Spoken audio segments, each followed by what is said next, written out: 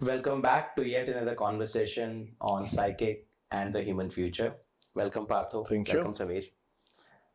So, Samir, you had a question last time left over. So, do you want to Yes. start? So, one of the things which we talked about was that this psychic choice is being made somehow by the system itself, by the cosmos itself, but it manifests in certain individuals. To begin with, yes. To begin with. So, how would I know that if something of this is emerging in my life? What are the signs? Can I pay attention to something which I know that? Or, on the other hand, is that something I can do to move in that direction, even though the sign has not come? I don't know. Maybe these are the same things. Maybe it's different.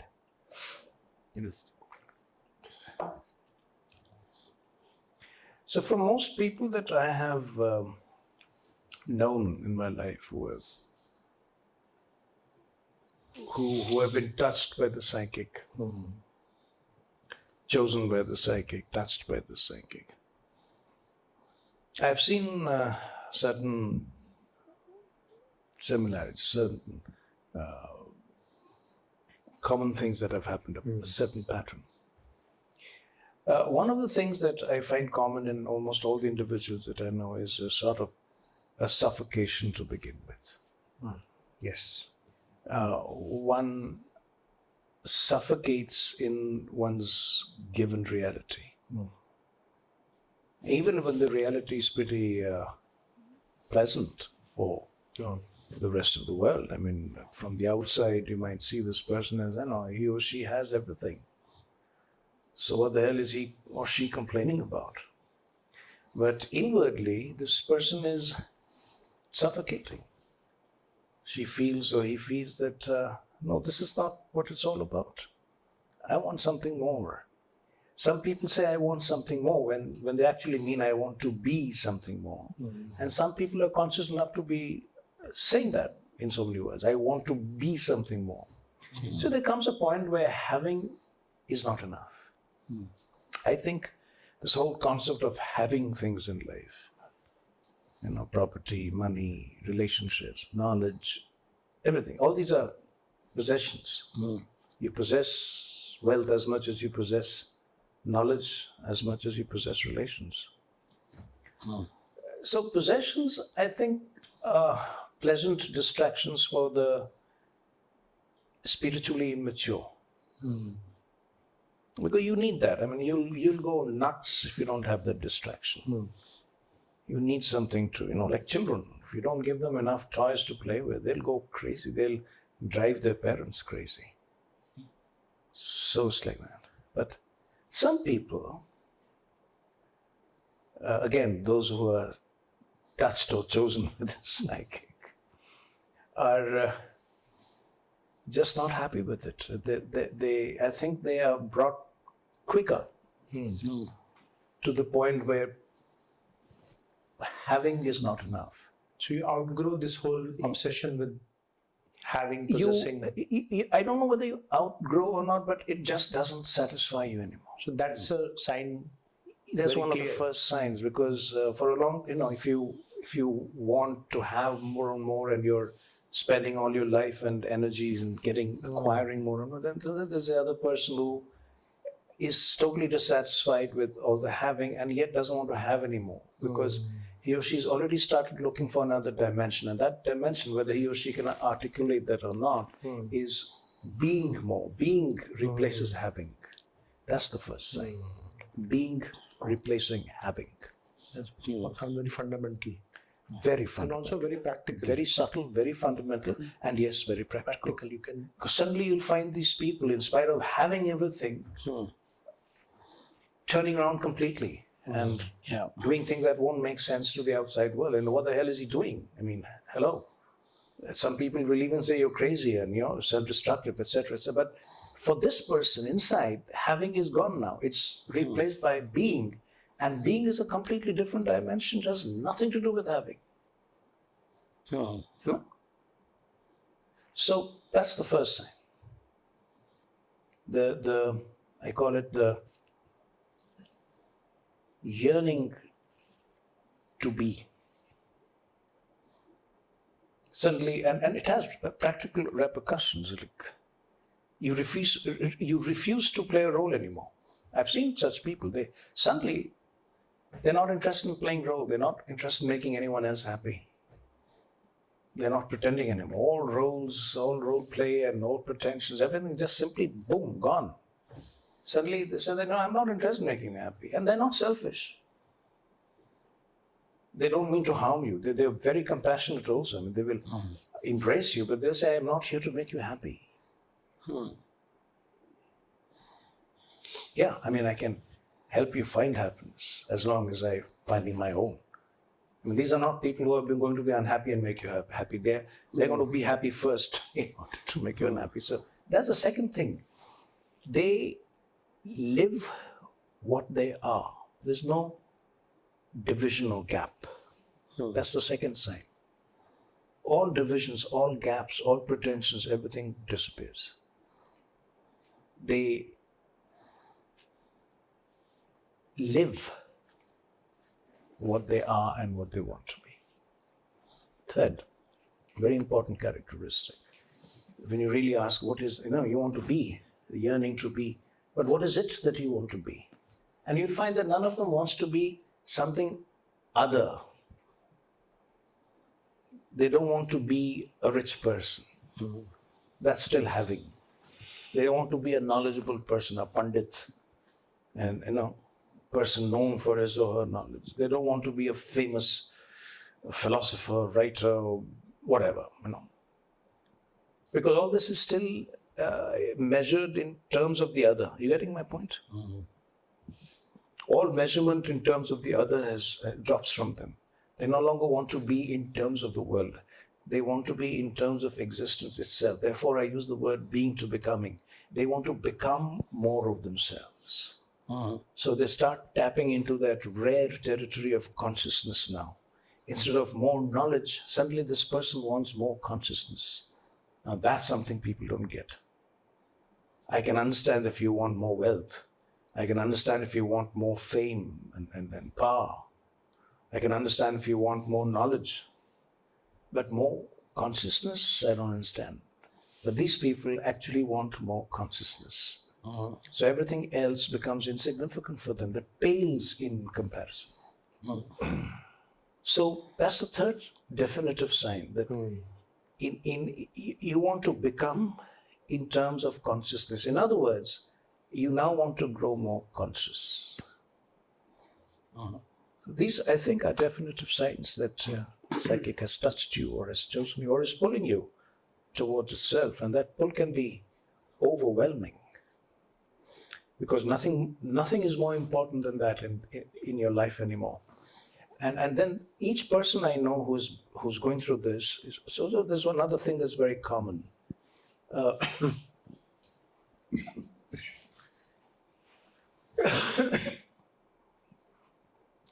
An acute awareness of time, an acute awareness of time. I haven't seen one such person wasting time. Because these people know that time is precious. I mean, they may be long-lived, or they may want to live long. But each day that they spend on earth is precious for them. They don't want to waste it in doing things that others are doing, because having has dropped away from them. Becoming in terms of what the world wants has gone away from them. So what do they have after that? Just becoming more and more of the self, right? So for that, where is the time? I mean, every minute, every day is precious. So I find that too very strong, because these people have become very conscious of time. They don't waste their time. They don't waste their energy. They don't fritter away their hours talking nonsense. Or these people become very choosy about who they spend time with. They don't lend themselves quite easily to a human company because they find it's not only boring, but they find it time-consuming and dissipative. That's the other definitive sign. You actually find you're dissipating in the presence of people who pull out. Yep. I've seen that. So these are, I think, very definitive signs of the psychic touching you and Just pulling you towards itself. the follow-up question. So let's say this is happening to somebody who was otherwise a normal person with family and business or work. Right. So do they withdraw from all of this then, or are they able to continue reconcile, or something else happens? I've known people who have withdrawn and become almost recluses. I also know people who haven't. People who continue leading whatever they are leading or working in whatever way they're working. And yet there is a distinct change. I mean, all these characteristics, all these attributes are still there. But they don't need to withdraw. So really, I don't think there's a hard and fast rule about that. I personally feel it depends a lot on one's swabhav, your innate nature that can still give to the world, that can engage with the world, but not from the same platform, not from the standpoint of the world, but from yours. So engagement of the world can be at the level of the world, and it can be at your own level where you're engaging. I mean, I don't mean it in a hierarchical sense, but yeah, because you're more conscious, it has to be this way. So these are people who don't mix with the world and come back with energy and consciousness lost. These are people who engage with the world and go away, and the world feels richer. That's a huge difference. That's the sort of The world, the people that these people would engage with, and they'll go away and intact, nothing, they will lose nothing. But these people will feel that much richer having interacted with this kind of a being. And that is very definite. Yeah, because that's the point I wanted to also highlight, because a lot of people have this misconception that sort of people who go the spiritual way do need to or will withdraw. But my personal experience in the last 12 years has been completely opposite. People actually are continuing to be, and they do go through the changes which you are saying, but they continue to participate, and that participation actually adds some harmony to the world, basically. So they will be working for other people, they will be running businesses, they will be family, friends. Yes, and again, it's not a question. It's one's swabhav, as I said. It's not that this is better than that. The person who is sharing is better than the person who's withdrawn. There's no such thing.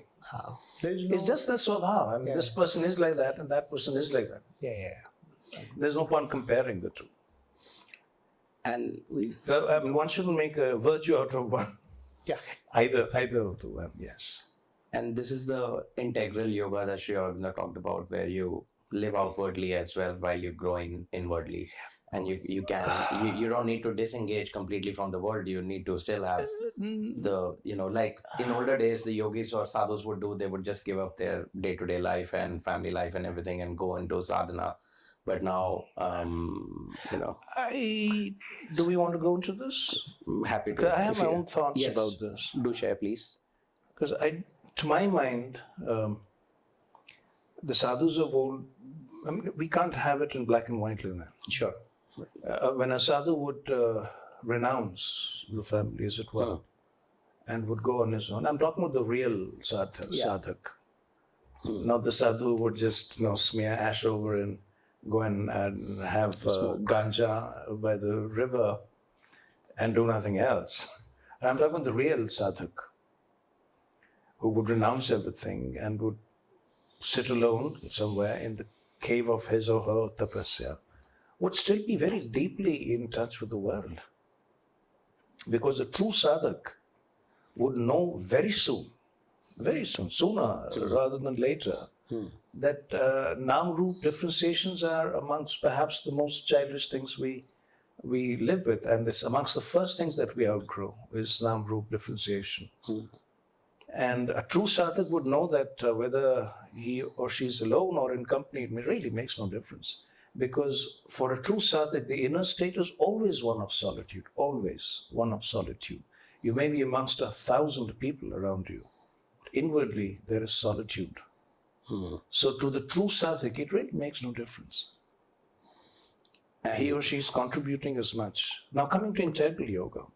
Integral yoga does not mean that you're engaged with the world. That is perhaps a bit of a misunderstanding.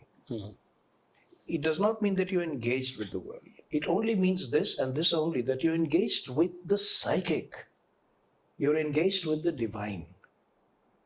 If you're not engaged with the psychic or with the divine, then you're not a sadhak of integral yoga. It's not that, you're engaged with the whole world and you say that you're doing integral yoga because mentally you're thinking about it. That, to my mind, is not integral yoga. Integral yoga is when your whole life and being is dedicated to the finding of the self, to the finding of the divine. So the only thing you're really engaged with is the divine. Whether there's anybody outside of you or not so important. A true integral sadhak would be perfectly fine, totally alone, or in a community like Auroville or wherever. Even in a normal town, in a marketplace, it wouldn't make a difference because he or she is engaged inwardly with the divine, with the psychic. That is integral yoga. So many people have this misunderstanding that integral yoga is, engaging with all the world and living life as is, all life is yoga. All life is yoga. To my mind, again, I think it's one of the most misunderstood statements of Sri Aurobindo's. All life is yoga does not mean that you live life the way it is going on, and do everything that. All life is yoga is you use all life as a field for the yoga. And it's a huge difference. Yeah. You use the energies and the consciousnesses and the activities of life itself for a higher purpose. In other words, you seize life as it is, the forces of life, the movements of life, the activities that you seize them, bring them up to your psychic and raise them for a divine transformation. That is what all life is yoga means, which I feel most people haven't got. But that's another story. Thanks for clarifying it. It puts it in better perspective for me as well. So I did not appreciate it this way. I find many people make these very facile, like, this is this, this is that. Black and white. It's not like that. It doesn't work like that. So may I extrapolate this and ask a question? So if, as a psychic, evolution happens and things happen,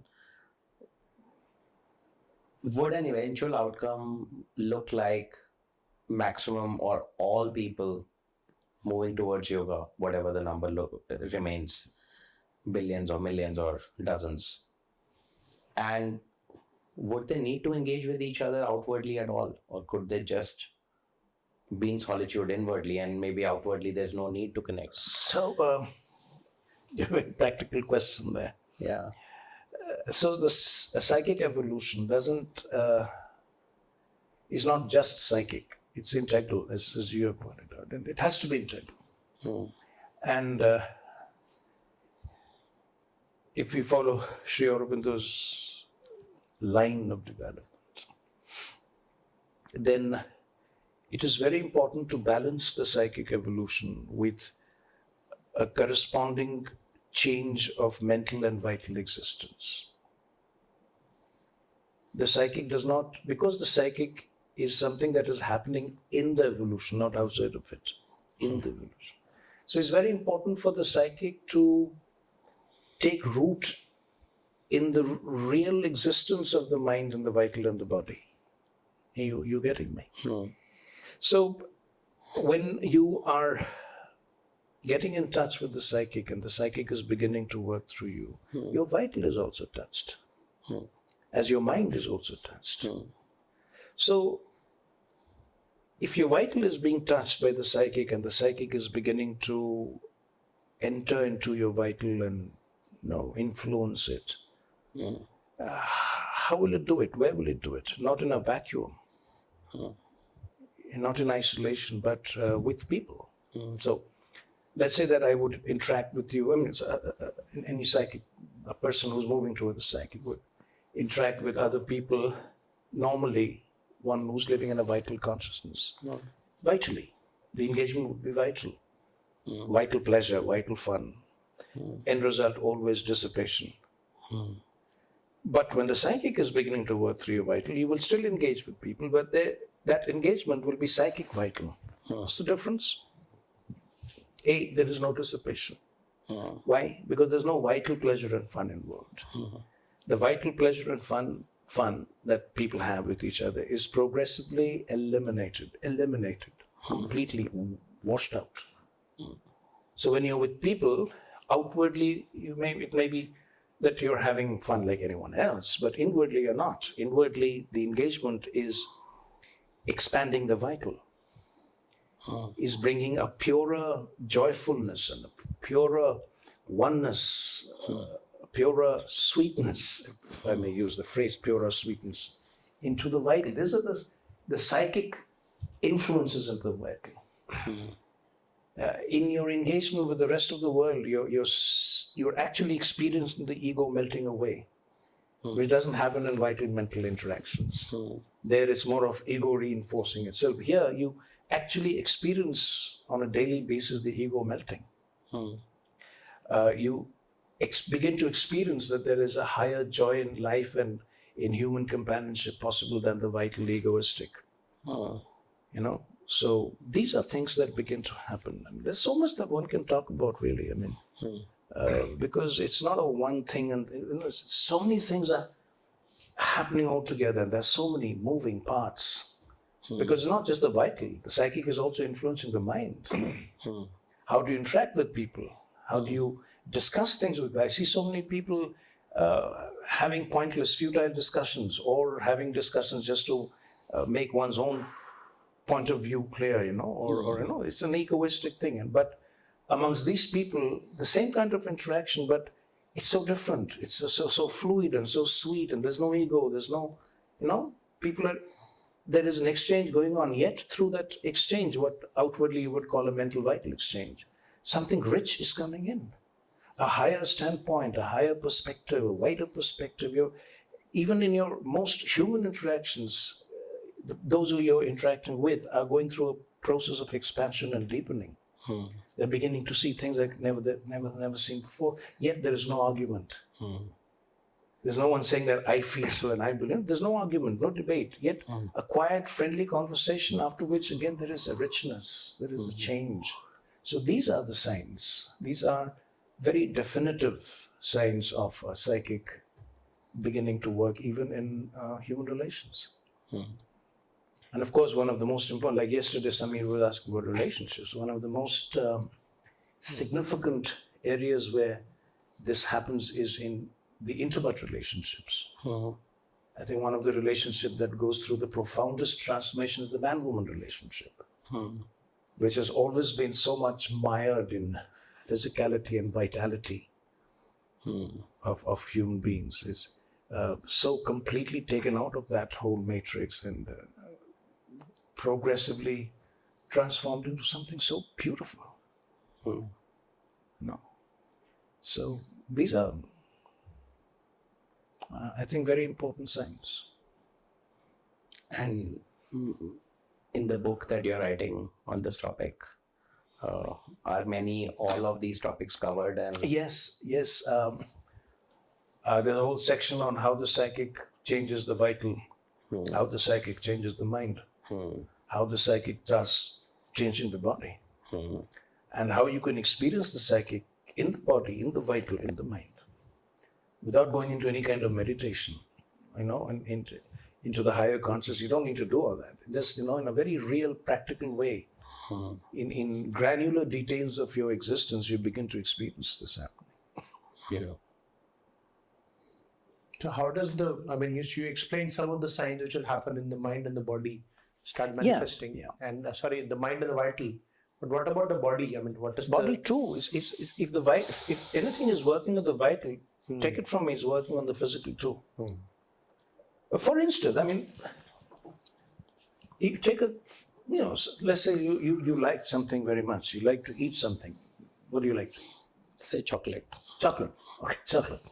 So there will come moments when you are taking this bite of chocolate, and instead of just a vital taste pleasure of the chocolate, suddenly that experience of chocolate will explode in you, and you'll find Krishna eating chocolate in you. You'll be overwhelmed with gratitude to the divine just because you're eating the chocolate and enjoying it. And suddenly you will look back and say, where did that come from? I mean, I've always been eating chocolates, but chocolate was never a spiritual experience. But suddenly you've had a spiritual experience eating chocolate. So there's something that's working on your body. So you have something we can get even more common. You have a pain, you have a headache, for instance. In the old days, you would take a tablet and you suddenly, you sit down and suddenly you feel the head is so much a part of the cosmic consciousness. And the cosmic energy, Sri Krishna's energy is everywhere, and you just open that throbbing head of yours and just open it and feel Sri Krishna flowing, and suddenly your headache is not only gone, but there's a lot of ecstasy left in place of the headache. How did that happen? Where did that come from? Whoa, you never experienced that. And suddenly you realize every single experience can be turned, emotional disturbance can be turned to the divine. So something inside you keeps pressurizing you, keeps pushing you, that's the phrase, keeps pushing you deeper inward through every experience. And that's I think a very definitive sign that you're in the thrall of the psychic. That's something else. Beautiful. I think that's a sign for concluding this podcast as well. Partho, that was a beautiful conversation. Thanks, Sumit. Thanks, Partho. Thank you. I look forward to seeing Thank you you. again. Thank you. Thank you.